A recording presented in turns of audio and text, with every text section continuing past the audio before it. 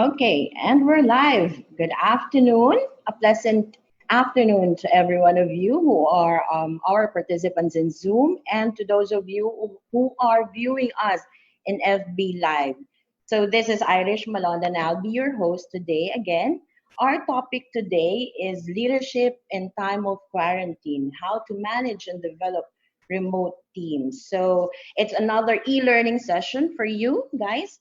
But before I introduce our speaker, I'd like to greet our out of the country participants first. We have participants from Singapore, from Bangkok, Thailand. We have 16 participants from Malaysia. They are from Kuala Lumpur, Sabah, Johor Bahru, Pulau Pinang, Malaysia, Pahang, Malaysia, Sarawak, Malaysia, and Selangor. We also have participants from Doha, Qatar. Thank you for joining us. From Phnom Penh, Cambodia, Mauritius, South Africa, Gujarat, Vadodara, India, Uttar Pradesh, India, United Arab Emirates. We also have someone from Macedonia, Sydney, Australia, Sunnyvale, California, El Salvador, and Boston, United States. Okay, and before I introduce our speaker, I'd like to say some few house rules first. In order for our e-learning session smooth and successful, we have a 2 to 3 minute coffee break. This will be after the presentation of our speaker and before we move on to the question and answer. For the question and answer guidelines, participants' microphones will be temporarily disabled by the administrator during discussion to avoid interruptions. Questions will be entertained after each topic of the session rather. For questions and clarifications during the provided time after each topic, click raise button for the administrator to enable the microphone for live questions. Questions may also be given via chat. One question at a time will be entertained. For comments and feedback, please scan this QR code and send us your feedback for our future e-learning sessions. And now I'm ready to introduce our speaker. Our speaker is a proud Filipino winner of the hit Asian reality TV show, The Apprentice Asia. For winning the show, he served for 1 year as Chief of Staff of Air Asia, reporting directly to Malaysian business mogul Tony Fernandez based in Kuala Lumpur. Born and raised in Manila, he is a multi-awarded marketer and HR professional with over 10 years of experience in the Southeast Asia. Dubbed as the Asia's millennial guru and the worldwide motivational and marketing speaker. He is the Asia's leading motivational speaker on topics involving leadership, talent development of Gen Y workers, and office productivity. He is the founder and managing director of his marketing consultancy firm, the JY Consultancy and Ventures, which offers marketing and talent optimization services to startups and Fortune 500 companies in Asia. Without further ado, that is all again. Welcome, Mr. Jonathan Yabut. Hello, good afternoon, Hi, everyone. John. Good afternoon, Hello Irish. again. Thank you for the kind introduction. I am so excited to see you guys again. So we've had a great session yesterday. Our session was about how to manage your visibility, especially from a work from home arrangement. And today, our session is designed for leaders and managers who now have the challenge of having to remotely manage your employees. And when I say remotely, that means not only having to involve the technological rigors of talking to someone on WhatsApp or let's say Zoom, but also managing even the psychological and sometimes even the personal and financial needs of your employees as well. So our topic for today, and by the way, before I start, I want to get the energy of everyone in this room. Could you please type an exclamation point just so I get to see the energy of everyone in the room? They are all here, John. Can I see that? Okay, very good. I get to see a lot of exclamation point. The others are even multiple exclamation points.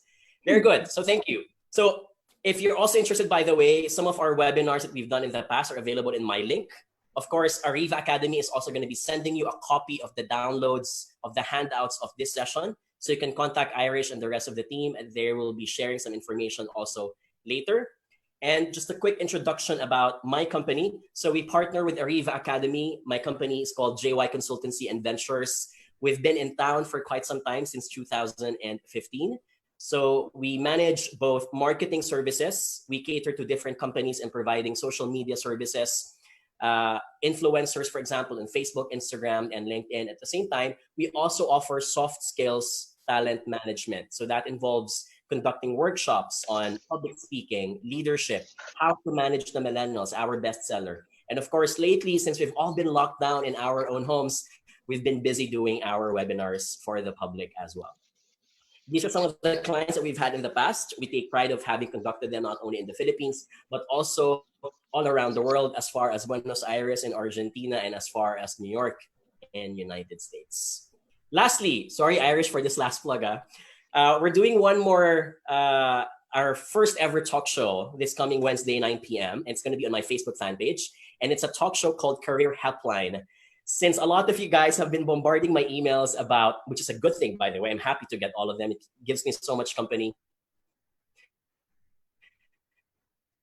about their career issues, whether it's about quitting your job, how do you prepare for COVID-19, etc. We want to dedicate a 1-hour talk show every Wednesday, 9 p.m. And so if you guys are interested, that's going to happen tomorrow on my Facebook fan page. And if you see that slide there, that's my link to my Facebook fan page. All right. Finally, if you have any burning itching questions, you will raise them in this session, hopefully. But if you're still shy, you can still send those questions to my email address. That's jonathan.yabut@jycdasia.com. And if you guys are taking photos of this session or taking videos of it, please do tag me on Instagram or Facebook, because I will steal them so I can post them in my accounts as well. Prepare to engage in the following activities. Number 1, I'm going to be asking you guys to do a chat box session. So if you have any comments, even if, let's say, I'm not asking anyone to raise questions, please do type them. It makes the chat box more social, right? We don't want the chat box to be lonely for the rest of the hour. So if you have any aha moment, for example, please do type them.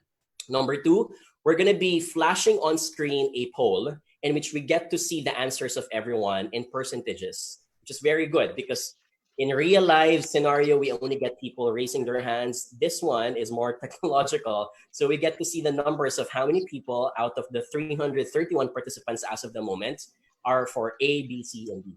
And of course, we're going to be dedicating a certain time for a question and answer later on. Okay, here is my first poll. If you guys are ready, please type in your answer now. When was the last time that you had an alignment with your manager? All right, your manager first, your manager, not your direct report. All right, see people backtrack their answers. All right, that's very good. This week we're about to do this week, I see a lot of people saying that. Very good. My diagnosis is that if you're about to do something this week, it's either because it's the first week of the month, which means it's the time of the month to do it, or I would be very happy because the ideal situation is, especially in today's times when communication is very limited, it would be great to have those sessions once a week. And yesterday in my session about visibility, ideally, if you don't get to connect with your manager too often, it's great to schedule that so you don't get to forget about it. All right, very good. Thank you. So I'm going to close this now. All right. Thank you, Jeff, by the way, for sharing those results. Now, let me proceed to the next slide. And here's where I want to show you guys. Wait a minute. Let me share my screen again. There you go.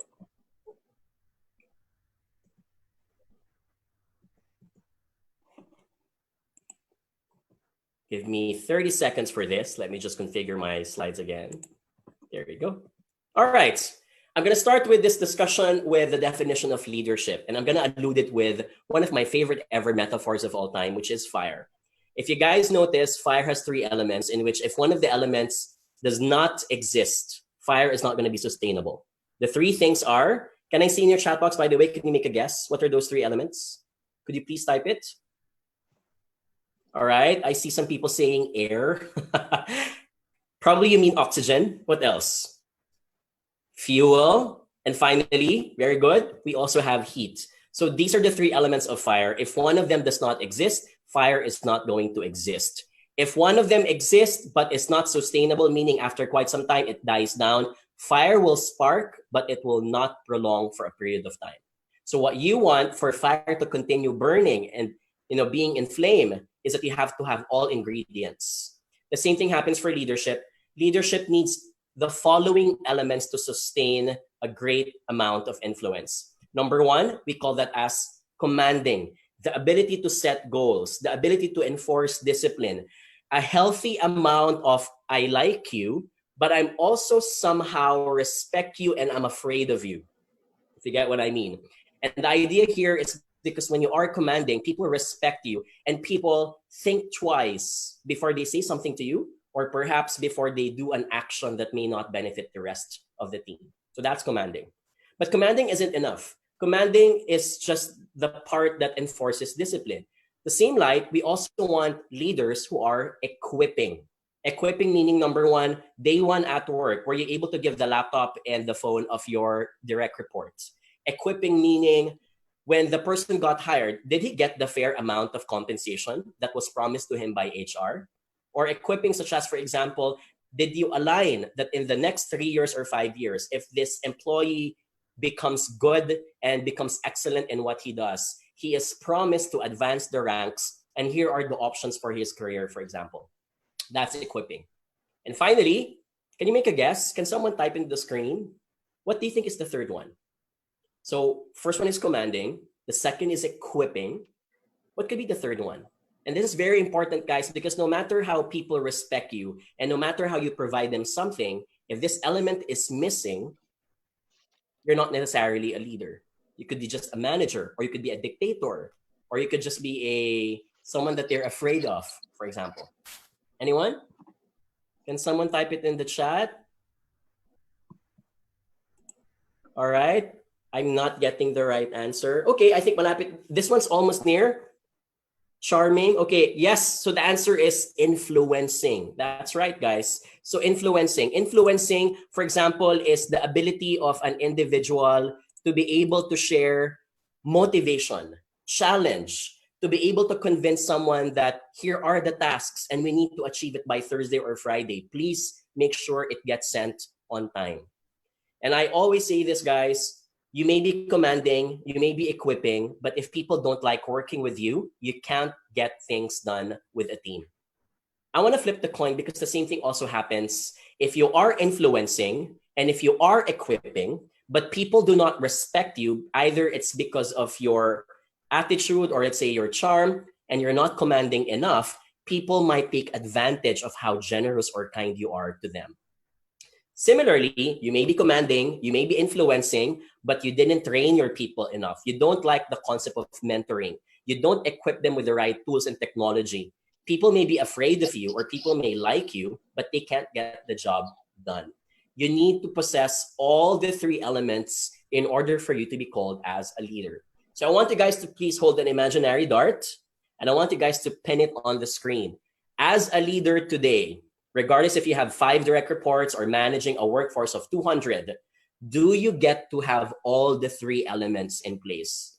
And if you think that there's one element that you don't possess yet, what could that be?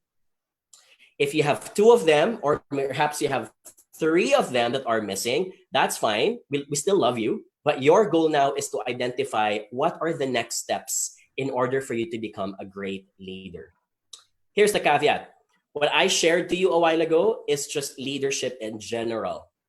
The challenge now is that leadership is going to pivot when you have a workforce that is working from home. And in this case, I want to share what are the 3 pillars of remote work leadership. So a while ago, the 3 things that we shared in the triangle, they still do exist, but they need to be added with 3 more additional elements. The first one is that leaders, more than anything else at this time of remote work, need to be more visible. Visibility meaning, do you make your people feel psychologically safe? That even if they don't see you, they know at the back of their mind, he's there for me. She's got my back. If something happens to me, I know that my manager will take good care of me. That's visibility. And this is my personal opinion, but I highly discourage folks who are leaders who say, nope, As long as I get my job done, I don't need to be present for them. I don't need them to ask where I am or what am I doing right now, because the numbers will speak for themselves. Yes, the numbers can speak for themselves, but remember that you're not talking to robots.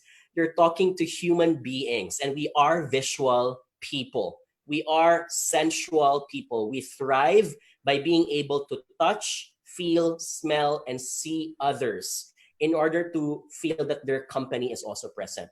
And for that reason, your visibility matters.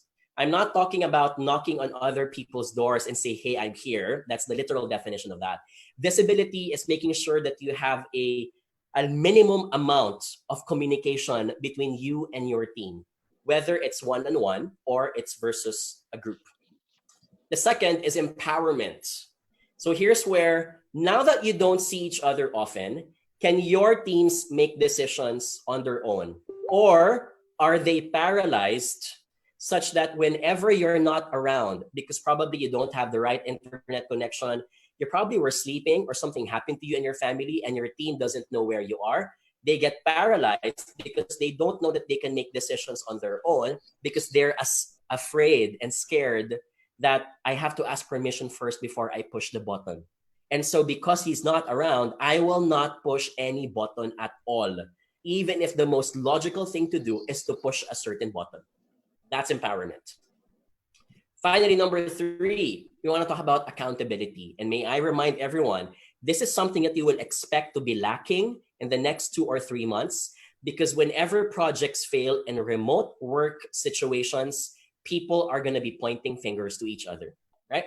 So here's where, as a leader, I'm going to ask you, if things go wrong given this new setup we're in, we don't get to see each other every day. I don't get to nudge you. I don't get to have lunch with you on a daily basis. Will you still stand up for your team? Will you take accountability, and will you bear the brunt that if one of your teammates did something wrong, you also take it up to your accountability that you were responsible for it because you were the mentor and the last signatory in that document? And great leaders in times of remote work arrangements are accountable to their teams. All right? I want you guys again to hold your imaginary dart, pin it again on the screen, and ask yourself, which of these 3 elements do I think I possess today? And which of them do I think I need to work on in order for me to be able to engage my teams? Because for all we know, guys, in most countries around the world today, our quarantine, so in the Philippines, we call it as ECQ. In Malaysia, we call it as MCO. Whatever you call it, it's going to be extended now till end of the month. And therefore, your remote work leadership is essential more than ever. All right? Could you please type it on your screen? Which item do you think of all the 3 is something that you need to work on? Is it visibility, empowerment, accountability? Can you type it? All right. I see some people typing, okay, visibility, empowerment.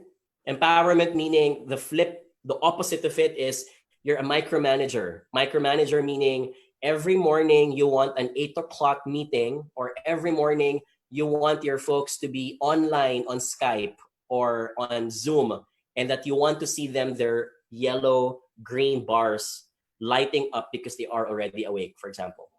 So it depends on your style, but we want a good balance of that. All right. And therefore, because we are now in prolonged quarantine, emphasis on prolonged, because we were supposed to be expecting to be out by April 15, but of course, we're going to be expecting a longer time. My bet, this is my personal bet, is that people are only going to be confident to sip their hot cup of coffee at Starbucks by May 15, even if we're going to be released by May 1. That's how I see it. I hope not, but realistically, with how the numbers are showing. Anyway, so prolonged quarantine will challenge our leaders. There are going to be issues today when you have a remote work. Number 1, employees' needs are no longer technical needs. They are also inclusive of personal needs. Because at the end of the day, guys, your employee will not be able to perform her duties if she's more concerned about her family's safety. And this is the natural order of humanity. I will take care first of myself or my family before I take good care of someone else, right? Number 2, communication is never going to be the same. Before, you can easily move your chair and call someone beside you, before you can invite someone for lunch at the cafeteria, before you can bump into the vice president of your company at the water dispenser in the pantry. Those things are now erased. They do not exist. We always are going to have an extra layer of communication platform before we get to reach someone. And therefore, if this is the case, and I also mentioned this in our session yesterday, you now have less frequent time to mentor your people. You now have lesser time to delegate your people. And for someone who's been doing this for quite a few years now, so I manage a remote team and we've been working since 2015. There are many moments in my life wherein I wish I could just talk to someone and say things naturally from my tongue versus taking an extra time to type it on WhatsApp. And for all we know, WhatsApp takes longer time. You have to manage your grammar, you have to delete typographical errors, and those things can be irritating. But this is the situation that we have today in the prolonged quarantine. Finally, number 3, you as a leader will now have limitations on how you evaluate your employees. So for example, come June and July, when we have our annual evaluation appraisal, or for some of you, it's going to happen in December or January, it's now hard to evaluate our employees based on their behaviors because we do not get to physically see them. And there's danger to that because the longer you do not see someone physically, the higher is the chance that you will reinterpret or misinterpret their actions based on what you only see about them. And that's really unfair for anyone who's going to be judged because you don't know the entire story why he submitted a report late. You will not now know the entire story of why he wasn't able to hit his sales quota for next week. You will not be able to know why, for example, he's not talking to other members of the team. And most of the time, this will only be surfacing into the picture if you deliberately ask your employees. For that reason, managers today, moving forward, will only see the output as their basis of their evaluation and not so much of the behaviors. And may I remind you, in your appraisal documents, most of the time, we have 2 criteria. You have your technical performance and you have your behavioral performance. This part likely will suffer if you don't take that extra time to constantly communicate to your employees. So if your direct report fails, my question now is, could you totally blame her for it when you don't even know the entire picture? Did you investigate enough? Just because you did not see her in real life, did you ask the right questions to ask her, I noticed in the email that you did not send the right information to the client when he asked for it. Could you please tell me why? Could we set up a telecon for it? Those things are going to be more difficult now because in the past, we can just easily nudge someone and say, hey, let's go to the room and discuss something privately. Can you give me 5 minutes? So those were the times of easier mentoring and easier evaluation. These things are now luxury and they are wiped out from our picture. And therefore, times are challenging for leaders. All right? So how do we now engage our own direct reports from a remote work perspective? And one way I'd like to share this is by recalling my favorite pyramid from Maslow. This is the Maslow's hierarchy of needs. If you guys notice, at the bottom of the pyramid are the most basic intrinsic animal essentials that humans need.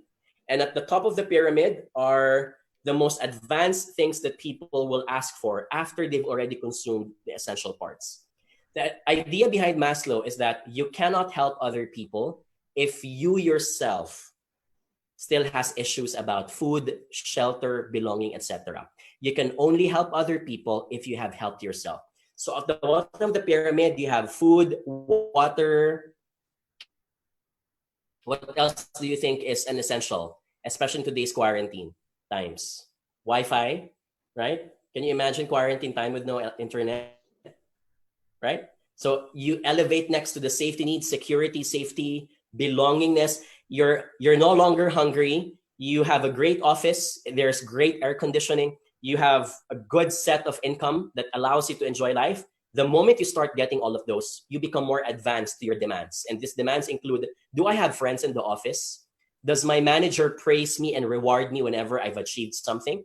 And finally, at the top of the pyramid, when you've accomplished all of them, You're this cup of coffee that is so full that you have no choice but to graduate into a bigger cup, into a bigger jug, for example, right? So your goal is you're now self-actualized. You want to share what you have with other people because you have so much already in life, right? This is the ordinary Maslow's hierarchy of needs for humans. We have the same thing that is the equivalent when it comes to remote work. So here is my version in our company. We call this as the employee's hierarchy of needs, work from home edition. So at the bottom of the pyramid are the tools. Are your people equipped to work from home? How fast is the internet connection? Has the company provided those internet connection if they are situated in a province, for example, where an internet connection is not reliable? Have they been properly trained how to use Zoom? Have they been properly trained how to use Slack if the company, for example, is using Slack? You cannot burden people to do things on their own. If you want them to be performing, to be at their best, you have to equip them as well.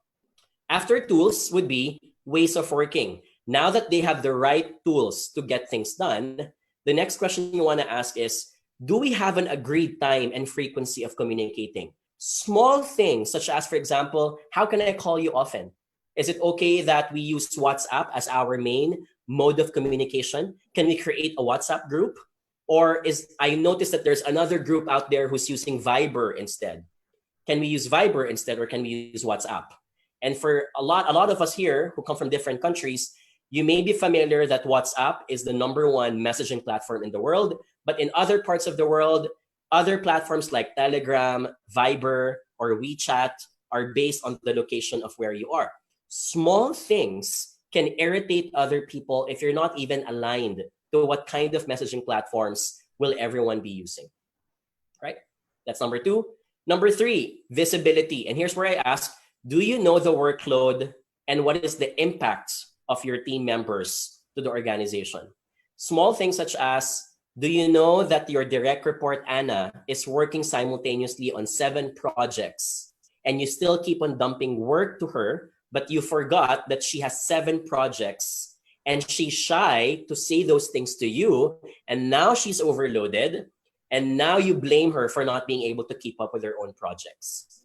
Visibility means that you have the bird's eye view of what's happening among all of your team members, down to their progress, down to their challenges, down to anticipating, for example, that if 2 of your team members are in the province who may not have the best internet connection, then it might be useful not to assign or delegate them tasks that will require the most intensive amount of internet. That's visibility. And then you have belonging. So you notice, guys, now the needs are becoming less material. They're becoming more emotional. They're becoming more abstract. The next one is belonging. Even if I don't see the rest of my team members, do I feel that I'm still part of the team? We're all human beings. We're social creatures. It is our natural tendency because the chemicals in our body, the oxytocin, for example, pushes us to look for people who we think will care for us, even if it doesn't involve physical touch. Just the fact that someone cares for us, for example, is something that we crave for. So the next question now is, as a leader, what are you doing to making sure that that solid gel, that mighty bond that you have established 3 years ago does not chip off just because everyone is now working at home? Finally, at the top of the pyramid is what we call as empowerment. And I love this part because this is the biggest issue that we have. And the question is, even if you don't see your direct reports that often, do you trust that they will do their job well? Do you trust that while you guys are asking them to watch a webinar with Jonathan Yabut, they are not watching another episode of Money Heist Season 4 because they're watching it for the sake of proving that they've watched the webinar? Small things like those. And empowerment is tricky because you can only start trusting a person if the person has also established credibility, that their job is going to be predictable. All right? So again, hold your imaginary dart. I hope you don't lose that dart, guys, because we're going to be using it for the rest of the session. pin it again on the screen and ask yourself, in my team today as a leader, where do I think my team falls into? Are we still in the stage wherein we've only accomplished the tools? Are we in the stage wherein we are good in the visibility? Or are we in the stage wherein we've covered every base and we are in the stage of empowerment? And if you are at the top, I'd be very happy because that means you guys are highly, highly actualized. And perhaps you're an organization wherein you've been doing remote work for many months or many years. Could you please type? I just want to see some reactions from people. Could you please type which part of the pyramid do you guys fall into today? Is it tools, ways of working, visibility, belonging?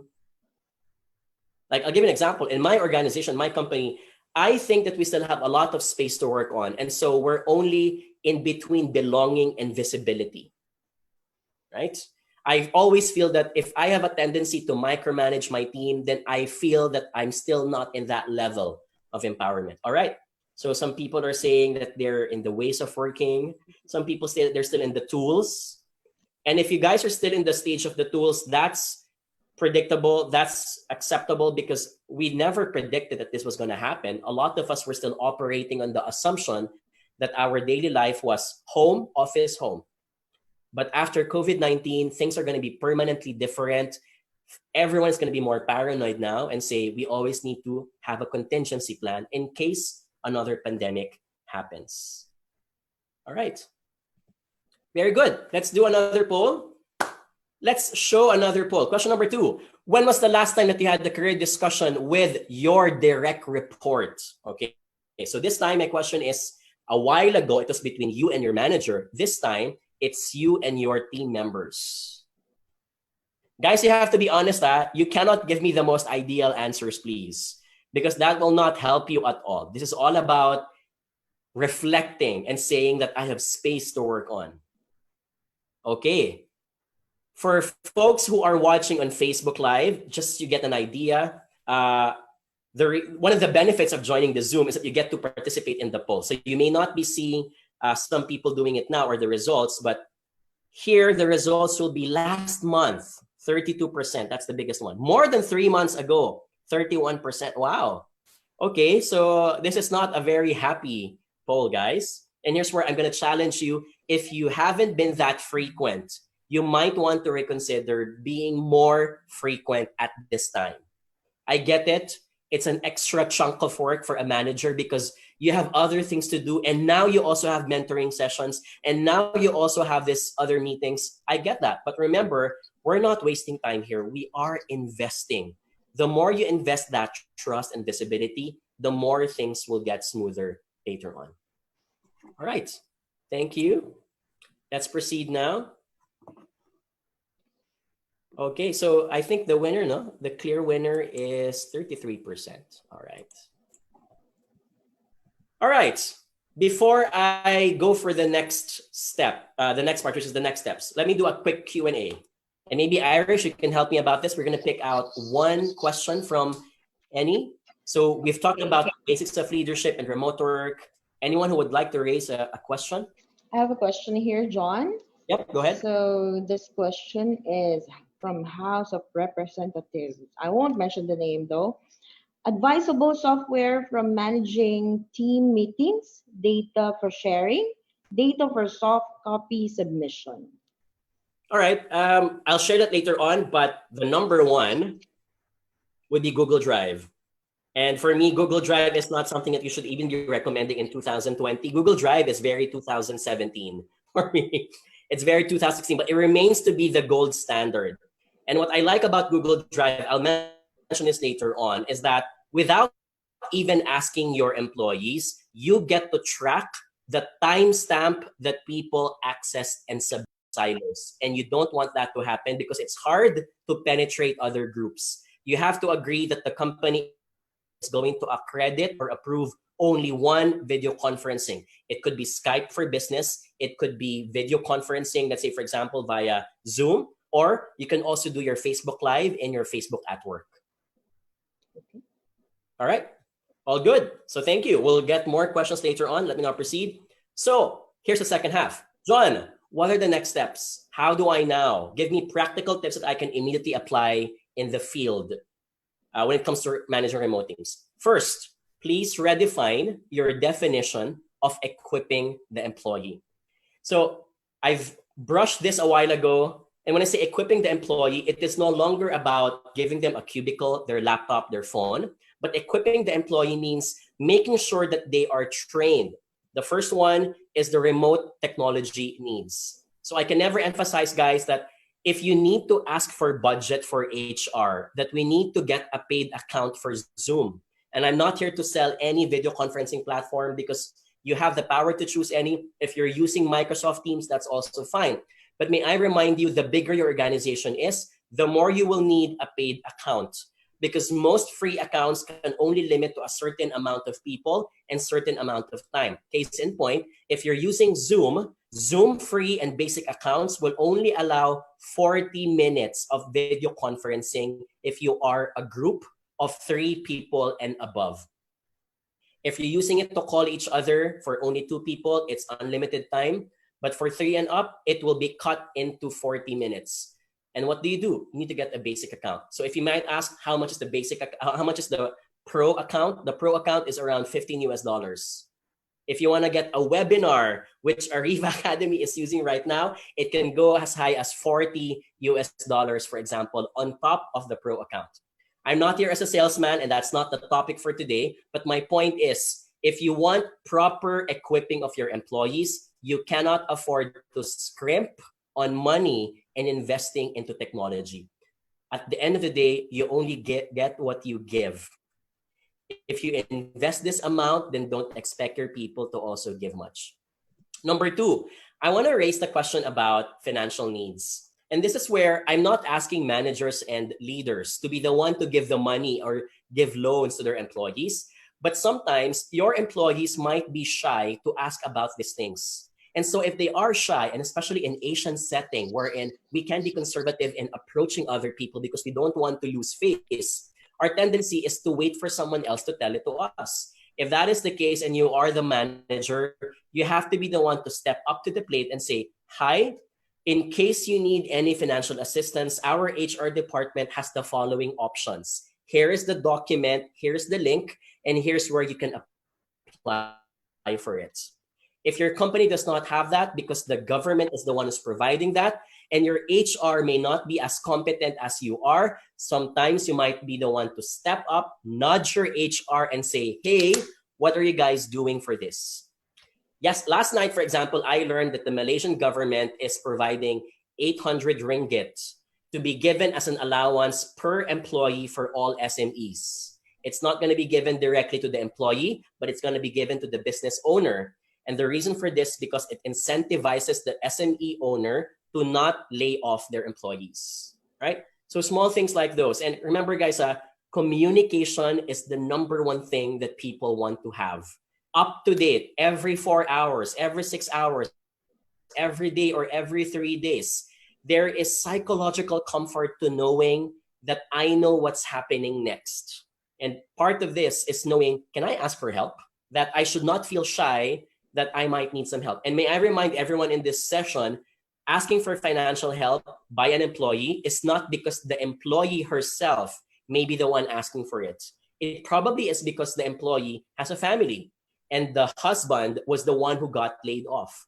And therefore, the financial assistance is not because the employee is the one who got laid off, but in the family, they need more money. So if you're single, don't look at it from a lens of a single person. Look at it from a family perspective, and that your employees come from different walks of life. Third, emotional needs. Here's where I'm going to ask you guys that leaders are also cheerleaders. It is your responsibility and duty to make sure that not only they feel comforted when it comes to the technology, financial needs, simple things such as, hey, do you want to talk? Hey, can I ask how's your family doing? Are you able to get your groceries online? Is there something that I can help you out with? I may not be able to provide everything, but if I can ask around and network through my friends, I may be able to help you. Those small things are going to be appreciated by your employees because that is part of that visibility we were talking about a while ago. the psychological comfort that my boss has my back, that my leader is going to be there to comfort me because I'm not a robot working and earning money alone. I'm a human being who has emotional needs. So equipping the employee is where you blur now some lines. We have to admit the fact that prior to COVID-19, the professional and personal lines may be delineated. But today, they are more likely blurred because your employees will not be at their best if their personal needs aren't at their best as well. All right. Number 2, accept the fact that time will be looser. And I'm sure by now you guys may be noticing this. We don't get to keep track of time easily anymore, right? So a lot of us now have the ability to wake up at 10 o'clock in the morning, and some of us are still working at 6 or 7 or 9 or 10 p.m. because, hey, there is no longer that thing called commuting, the way of our lives. So time will be looser, and because that is your enemy, you have to bring back structure to your team. You have to tighten time. Things such as, for example, you need to have set agreed time for communicating, even if you don't see more. Things such as, for example, hi team, nothing changes. Remember that our work remains to be the same, 9 p.m. to 6 p.m. All right? And therefore, the structure of our team is that lunch break is going to be from 1 p.m. to 2 p.m. That means, guys, that if you want someone to be available, they have all the time to free up from 12 o'clock to 1 o'clock or 1 o'clock to 2 o'clock. But by 2 o'clock, I expect you that if you are being called over the phone, you will be there. And I understand we all have our own personal struggles, but in April 1, by May 1, for example, things should have been starting to settle down. And so people should have lesser excuses, for example, in order for them not to be able to complete their work. I'll give you one more example. Here's one thing that I say to my employees. If I send you guys a WhatsApp message 9 o'clock in the evening, you have all the means and rights to respond that day. Please do not be pressured to reply immediately. The only reason why I'm sending it at 9 o'clock in the evening is because I might forget the thought.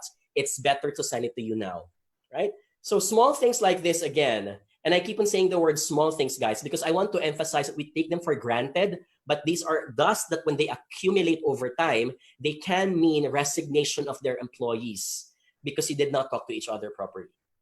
So you have to put structure. You have to tell them, for example, that just because you are working at home does not mean that our working hours will now start at 10 a.m. I've had many friends wherein they start waking up at 9 o'clock and they start working at 10 o'clock, but their manager had to tell them, nope, we have to go back to the original time at 8 o'clock in the morning because our clients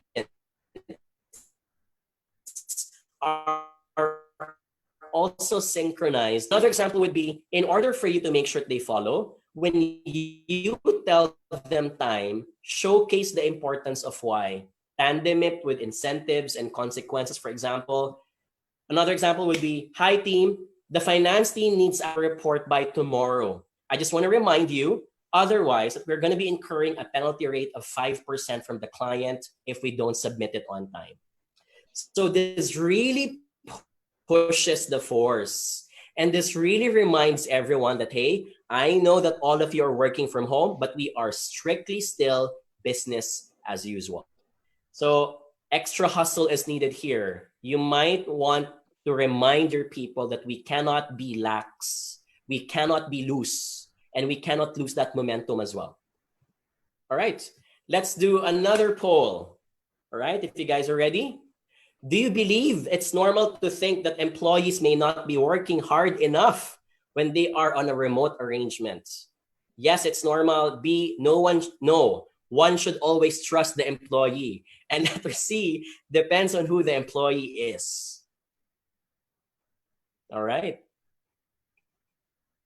And there you have it. It is a very close fight between A and C. People are still responding. Okay.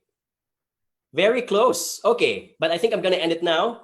Letter A, yes, it's normal. And yes, guys, it is a human nature for us to judge people. But our responsibility is to counter and balance that judgment with rationality. The ability, guys, to think that, yes, he may be slacking off today because he's still awake or it's not doing his job well, but here's what I'm going to do to make sure that he goes back to his own performing self. Right. I also understand, guys, and I also believe that some people will be varying. Some people are really reliable because they are just so competitive. And so even if you don't need to police them, I'm going to use the word police, they are going to do their job well. Right. Okay. Number 3, halfway now. Lesser work, psychologically speaking, may mean lesser engagement. And therefore, it is your duty to keep them productive if in case the company has lesser work to do. Can you give an exclamation point on your chat box? Who here now has lesser work to do since COVID-19 happened? The amount of stress and workload, you feel like there is lesser compared to November or October last year, right? Or if you're in Zoom, could you please raise your hand? Could you please click the button? All right. I see some people, but not so much, huh? Do you guys agree that some of you even had more work to do? Perhaps because we're all now in adjustment phase. But just in case you guys aren't in that boat, all right? Just in case you guys are in the boat of not being able to accomplish so much, there are many, many ways to keep your workforce still productive. Number 1, and this is my favorite thing to do, which you guys are doing now. If your team members don't have much tasks to accomplish, now is the best time to hone their soft skills. Now is the best time to sharpen them. So send them to online workshops. And when I say send them, do not only send them randomly because you got an email from Ariva Academy. You have to schedule this, guys, as much as possible, 2 workshops a week, and if you can schedule for the rest of the month. The reason why this needs to be done this way is because when they see that there is a program ahead of them, they will stick to the routine. They will not see it as if it was just a by the way or something that's being asked from them because they have nothing else to do. You have to make it look like it is part of what we're doing today.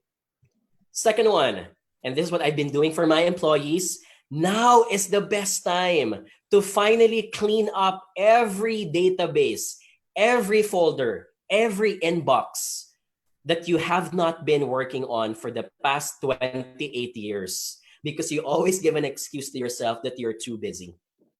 And so ask them to clean their file. I'll give you one example. We only did this 2 weeks ago. I was finally able to clean, organize with color-coded rows and columns, a database of all our clients, which we had before, but it was all over the place because we had it in different files and we had it based from different employees. Now we were able to sort it out. And this is something that is very cathartic because once COVID-19 is done, we have a more robust database of our reports. You can do the same thing for your employees. A third one, and this for me is hitting 2 targets with 1 stone. You can push them to organize a help drive for COVID-19. I don't want to spend too much time on this, guys, but the idea here is, hey, it helps people understand that even if we are at the more fortunate, blessed position, it doesn't mean we can be in touch with reality. Finally, and here's my other favorite one, you need to start tasking your employees to look for plan B, plan C, and plan D scenarios in case you all need to shift digital or in case your company needs to change your business model because the economy has also transformed. So task a plan for your maximizing your unsold products and services. Are you now going to shift from having a brick and mortar store to having a lot of sales happening online? If you're offering services, are you now going to be doing a lot of webinars, for example? Finally, number 4, as I end, leaders are cheerleaders. So I've been saying that a while ago. So this is the time now to increase playtime moments as a team. This is a very familiar photo. This is how Zoom works when you have multiple people present. And this is the time we're in as a leader. And I don't want you guys to only push this to HR. You also need to take responsibility creating your own. you need to have sample bonding experiences that you can do, whether it's on Skype, it's on Zoom, or Facebook Live. Here are some examples I've been seeing worldwide. One could be a show your lunch plate meeting. And I've done this, I've seen from other companies wherein they will have a meeting during lunchtime and they will show their plate and here's what I'm eating. The reason why we do a lot of sample personal bonding experiences is because we want to comfort each other that we are here not just because we need to work, but we're here to comfort each other personally. And so that connection is important for the team cohesion to not to fall off. Another one, show your work from home station, which I really love. We're doing a contest like this next week in my Facebook fan page. So people take photos or show on their video screens how their office from work from home stations look like. Another example would be an online Bring Me contest, which I've been seeing many, many times on Facebook already. A lot of companies are also doing this. And finally, here's one more. We've done this exercise with some of my folks. A pinky swear, I promise to blank exercise during quarantine, and that after 2 months or 3 months, we're going to see and take each other accountable if they have accomplished their promise. There are many other bonding experiences you can guys do online. The point is, you cannot keep on communicating to your employees only on a work basis. You have to put personal bonding experiences because that's the only way to make sure that you feel connected with each other. Remember, you have already lost so many opportunities for physical bonding. You can't eat lunch at the cafeteria anymore. You can't have coffee in the morning anymore together. They have to be replaced with something that is tangible that makes them feel that they are together. So when Irish, for example, says we're going to have a coffee break for 2 to 3 minutes, it doesn't mean that we're going to give you Starbucks into your doorstep. It means that we're going to take our own personal break time so that we can have our bio breaks and go back to our screens as well. And with that, that's my tip number 4. Let's do a last poll before we end our session. Let's show this, Jeff. I'm going to end with this last poll. Or I think that was the last poll, Nano. I think that was the last poll. Yes, that was the last one. All right. I'm going to end with, I still have one more. Sorry, I keep on forgetting this part. I added this last minute because someone was asking about Slack. And someone also was asking about Zoom. If you're a manager, I want to teach you some quick tips on how you can automate your managerial duties when under quarantine. So one example would be schedule your emails. Gmail and Outlook have buttons wherein you can schedule an email to be sent. I do this all the time. Every Wednesday and Friday, I schedule an email to my team that shares a story about a client or shares a video about our business that can teach them about something. So I see it as like remote mentoring because even if I'm not there, they can read about something that can make them better. I schedule the emails, right? Another example would be if you think that your team is already overloaded on a Tuesday, but you need to share another task to them and you don't have time to write this email tomorrow or next week, but you have spare time today. You can type up that email now, click the button and schedule the email so it can be sent next week. It saves you time, plus it gets the job done. So schedule the email. Another one would be, and this, I also love this, instead of setting deadlines to team by reminding them via WhatsApp, I use a calendar invitation as the deadline. Why? Because when you send the calendar invitation and you say, Project Jonathan, deadline is on April 25, when they hit the yes button, it goes to their calendar and they get constantly reminded about it. Plus, they have no excuse that they forgot that the deadline was on this day. And finally, because all calendar invitations have their own alarms, they will keep on reminding that person 1 day before or 30 minutes or 1 hour before. So it saves you time from having to nudge them. Third, Google Drive. I'm not going to repeat this again because I mentioned it a while ago, but Google Drive is the best folder that allows you to share files without having to talk to each other. So Google Drive is where you can store your PDF, Word, PowerPoint, videos, music, etc. See it as like a thumb drive that you don't need to possess physically. And rather, you can just access it online. As long as you can choose which people can have access to it, people can have access to it. And the best part is you get to see the timestamp and the name of the person who accessed the drive. So there's no excuse if people are lying and that they said, I did not get the file. This is better than emails, because when you send an email with an attachment, people will say, I couldn't find the email, and that they will make an excuse and say, it's in my spam inbox. Google Drive is different. The moment that you have added someone's email address in a Google Drive, they are documented that they have received the file, right? And finally, here's my favorite one. There are many apps that have been existing since 2015 and 2016. Examples of them are like Trello and Slack. And these are platforms wherein, without having to talk to each other or conduct meetings, you get to track the progress of the projects of your team members. So some of you may be familiar about this, but for those who aren't, imagine Slack as like WhatsApp or Facebook Messenger on steroids.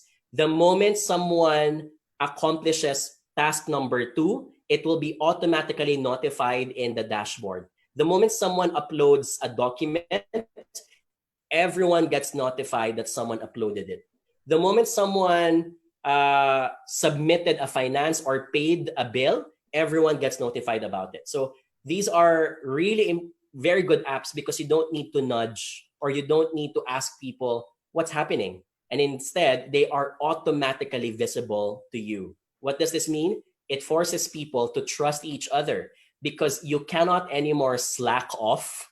And that's why it's called Slack, because you have someone watching over you, and the policing becomes automatic as well. All right. And with that, I am going to end this session. Thank you so much, guys, for listening. I'm going to end this session before we do a break. If you guys are interested, please do get copies of our best-selling books, now available in digital formats, and currently have a 50% discount for anyone who will get them at our store. That's our store there below, and you can access them anytime. Thank you. Okay, then this is not yet the end of the e-learning session. John, we will still have the question and answer portion, but before that, we'll have a quick break. So please stand by.